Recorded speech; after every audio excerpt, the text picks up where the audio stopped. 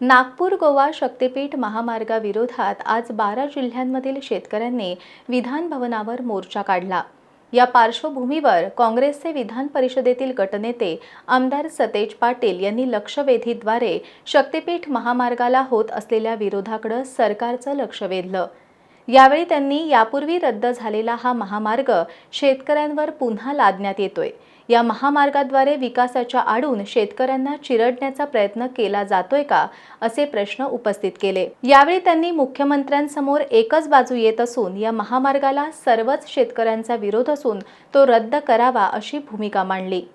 सभापती महोदय, सन्माननीय मुख्यमंत्री महोदयाने स्पष्टपणे बाजू मांडलेली आहे। राज्यपालांच्या अभिभाषणात देखील सरकारची भूमिका आलेली आहे। सभापती महोदय, मुख्यमंत्री महोदयांना माझं सांगणं एवढंच आहे की Nagpur Ratnagiri highway already existence आहे। हा महामार्ग जो जोडला जाणार आहे, आपण म्हणतो त्याला जोडणारे अनेक रस्ते आहेत की जे हे नागपूर रत्नागिरी हायवेला आपण जोडू शकतो।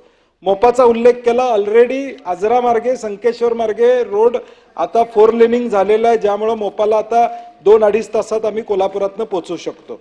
आमचं म्हणणं यातलं काय की आता कोल्हापूर असू दे, सोलापूरवाल्यांनी रत्नागिरी या नागपूर रस्त्याला जमिनी दिल्याच, सांगोल्यातल्या लोकांनी दिल्या जमिनी, पुढं धाराशिवमध्ये लोकांनी जमिनी दिल्या, नांदेडवरून येणारा रस्ता तुळजापूरला चांगला झालेला आहे। सन्माननीय मुख्यमंत्री महोदयांना माझी सभापतीमध्ये विनंती आहे की थोडा सकारात्मक दृष्टिकोन त्यांनी ठेवावा अशी आमची विनंती आहे।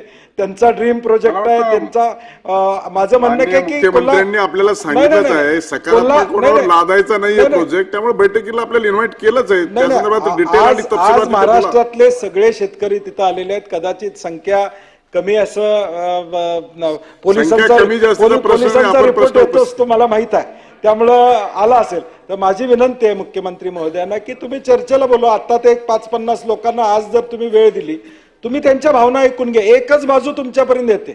1000 लोकांच्या सह्या खरंच दिल्या असतील ना सन्माननीय मुख्यमंत्री महोदय, ती आपण सभागृहात बोललेला, त्यामुळे ती कागद आम्हाला द्या।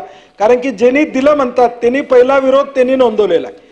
जी आज पुढे त्यांनी पहिला विरोध ज्यावेळी नोटिफिकेशन निघालं त्यावेळी त्या ठिकाणी केलेला आहे। त्यामुळे आपला गैरसमज यात नव्हता असं माझं प्रामाणिक मत आहे। एक्झिस्टिंग रस्त्याला जोडणारे अनेक रस्ते आपण करू शकतो। 86,000 कोटी वसूल करायचे झाले तर दरवर्षी 3,000 कोटी आणि 60 लाख वाहनं या रस्त्यावरनं जावी लागतील।